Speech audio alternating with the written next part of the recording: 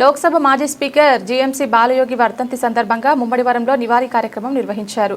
ఈ కార్యక్రమానికి ముఖ్య అతిథిగా ఎమ్మెల్సీ పేరాబత్తుల రాజశేఖర్ హాజరై స్థానిక పోలమ్మ చెరువు గట్టు వద్ద ఉన్న బాలయోగి విగ్రహానికి పూలమాల వేసి ఘనంగా నివాళులు అర్పించారు. సందర్భంగా ఆయన మాట్లాడుతూ జీఎంసీ బాలయోగి సాధారణ కుటుంబం నుంచి దేశంలో అత్యున్నత పదవిని అలంకరించిన మహనీయుడని పేర్కొన్నారు. ఆయన ప్రజాసేవ దృక్పథం నిబద్ధత యువతకు ఆదర్శమని అన్నారు.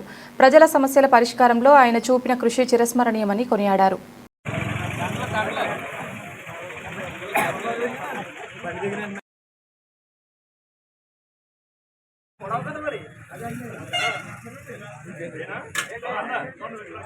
సార్ ఎలా చూడండి.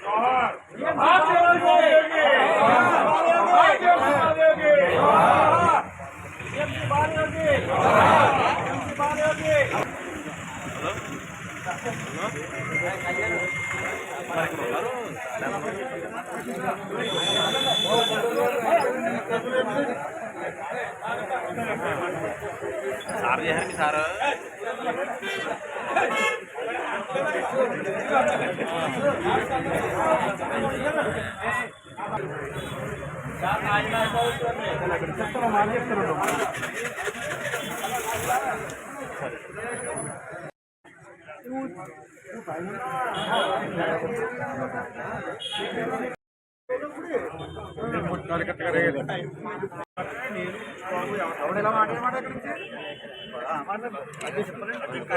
ఒక మహిళ కార్యక్రమం పాల్గొంటున్నాం. మనం ఈరోజు మనకి ఇక్కడ ఈ యొక్క పాఠశాల అభివృద్ధి కార్యక్రమానికి మరి అభివృద్ధి దాత జీఎంసీ బాలయ్య గారు, మాజీ స్పీకర్ జీఎంసీ బాలయ్య గారు. ఆయన వల్ల ఈ రోజున మనకి హైవే అవ్వచ్చు, అలాగే ఈ యానం బ్రిడ్జి, ఇవన్నీ కూడా ఆయన వల్ల మనకి ఈ యొక్క అభివృద్ధి కార్యక్రమం జరిగింది.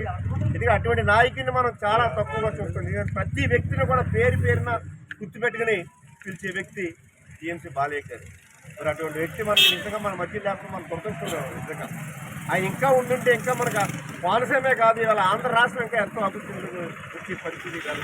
మరి అటువంటి వ్యక్తి ఆయన తనని వేళ మనకు అదృష్టం ఏంటంటే ఆయన రక్తం పది ఉన్న వ్యక్తి మరి హరీష్ గారి వేళ మనకి ఎంపీగా వెళ్ళడం జరిగింది. మరి ఆయన యొక్క ఆచరణ ఏ విధంగా అయితే ఈవేళ ఆ అభివృద్ధి కార్యక్రమాన్ని జీఎంసీ బాలయ్య గారు చేశారో ఆయన బాటలో మరి ఈయన కూడా మన హరీష్ గారు కూడా ఆయన బాటలో నడిచి ఈవేళ మనకి ఈ కోనసీమ జిల్లాని అభివృద్ధి చేయడానికి తోడ్పడటం జరుగుతుంది. మరి అదేవిధంగా రాబోయే కాలంలో మరి అలాగే మనకి ఏదైతే బాలయ్య గారి చిరకాల కోరిక ఈ రైల్వే లైన్ ఉందో దాన్ని కూడా మరి మన హరీష్ గారు పూర్తి చేయడానికి హరీష్ చేస్తున్నట్టు ఈ సభలోనే వచ్చేస్తాం.